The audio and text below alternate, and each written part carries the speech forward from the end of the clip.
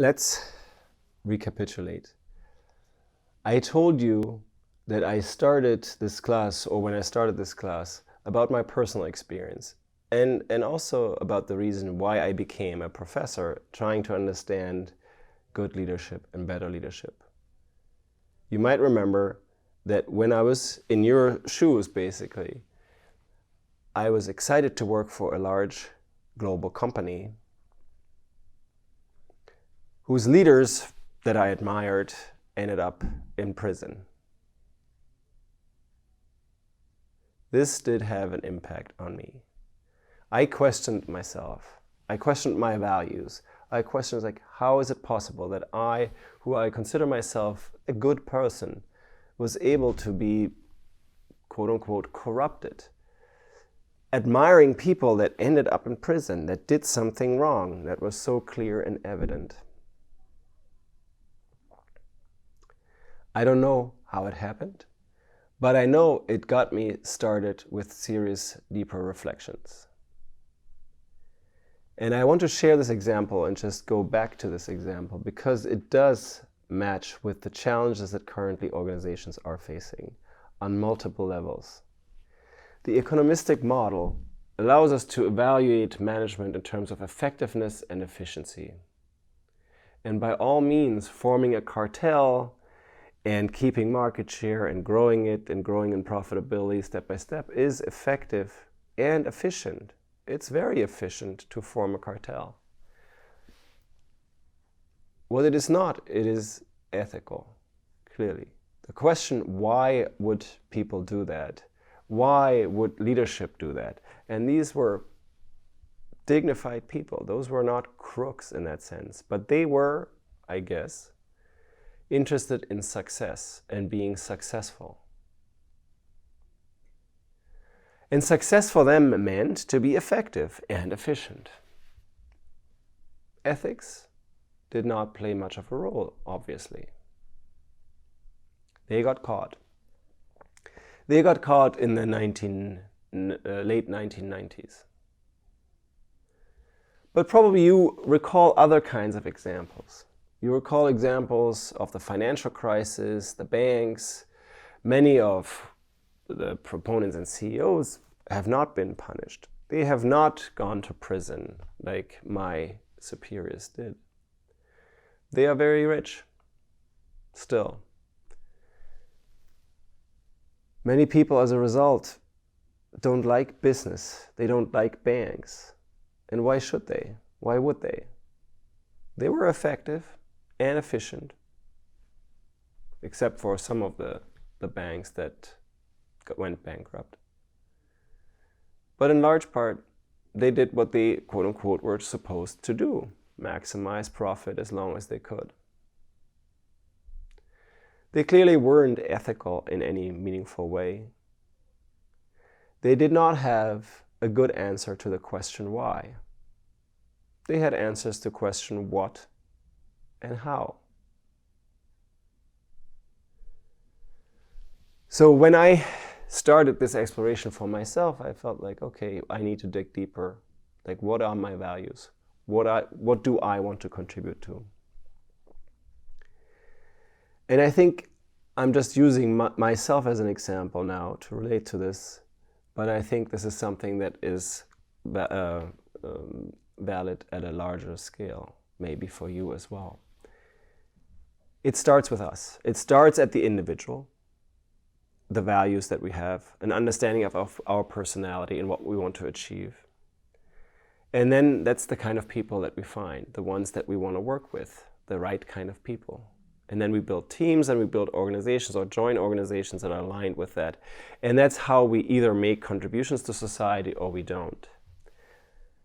Unfortunately, in conversations with many students and many people in work life and CEOs, they don't seem particularly happy, no matter how successful they are.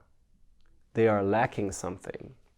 And oftentimes what they're lacking is a deeper sense of purpose, a deeper sense of connectedness, a sense of psychological and physical safety. Even the richest people at this point feel unsafe. They're building bunkers. They're maybe building rockets to escape. They have and live in gated communities because they don't feel safe. So this story that I share about myself, I think is reflected, unfortunately, in a larger context, in larger society. Because if we want to achieve excellence and we want to survive as a species, I think we need to organize differently. We can. It's not easy. It is possible when we start reflecting the way that we have reflected on the individual level challenges, the organizational level challenges, and the societal level challenges. Larry Fink, in his letter, actually asks organizations to go through this reflection process, through the CEO, and tells the CEO, I want to know, what is your higher purpose? Why are you in business?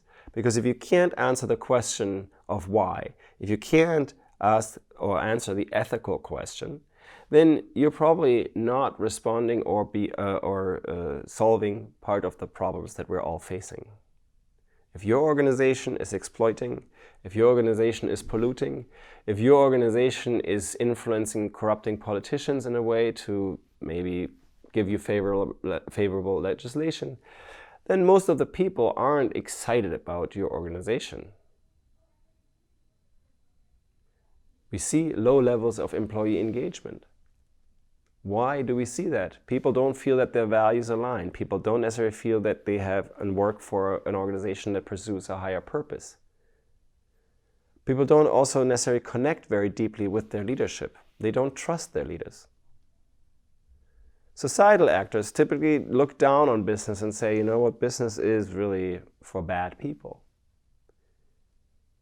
If you have these kind of stereotypes, I hope that you recognize them, that they are stereotypes. They're very good people in business.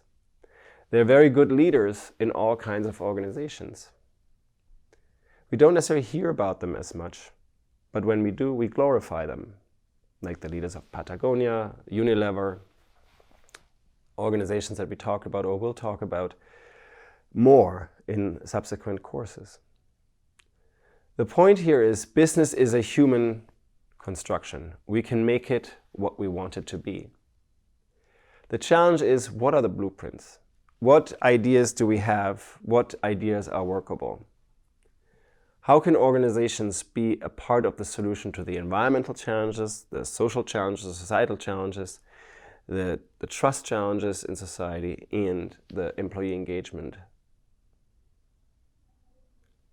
I would argue it all starts with the blueprint that we're using. If we have an economistic blueprint about ourselves that all we want is making more money, then we create the kind of teams, the kind of organizations to fulfill that purpose.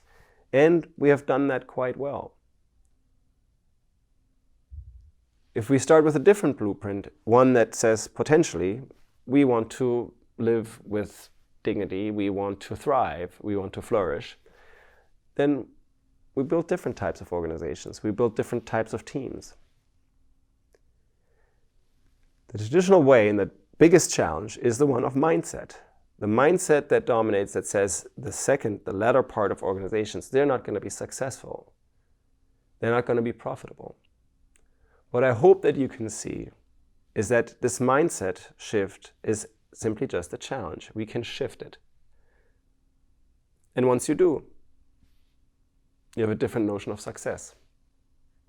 Like Unilever embraced success as creating and contributing to the well-being of 1 billion people. That's a different form of success. Of course, you need to make it profitable. Here's the crux.